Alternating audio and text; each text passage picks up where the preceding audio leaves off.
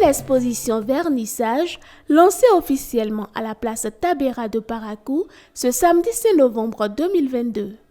Organisée par la grande maison de confection et de vente de tenues en pagne tissée, Afrique Élégance, cet événement a été l'occasion pour le promoteur de revenir sur l'idée de création de son entreprise.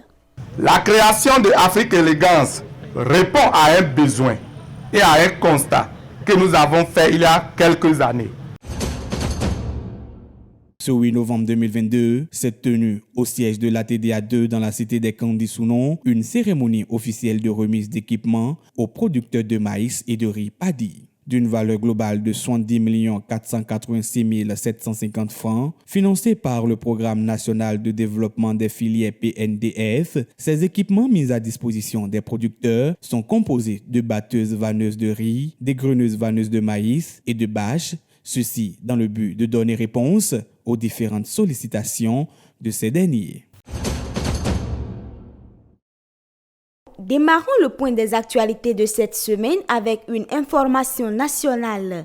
L'ambassadeur de France près le Bénin a officiellement remis ce jeudi 10 novembre 2022 au ministre de l'Intérieur et de la Sécurité publique un ensemble de matériel au profit de diverses structures du ministère que sont la brigade criminelle, la direction de l'émigration et de l'immigration, l'Office central de répression du trafic illicite des drogues et des précurseurs, le Groupement national des sapeurs-pompiers, l'Agence nationale de protection civile. Toujours au plan national, à Karimama, au nord du Bénin, les forces armées béninoises ont repoussé dans la nuit du jeudi 10 au vendredi 11 novembre 2022 une attaque d'individus armés non identifiés. Ils ont tenté d'éprouver le dispositif sécuritaire mis en place au nord du pays pour faire face aux attaques djihadistes.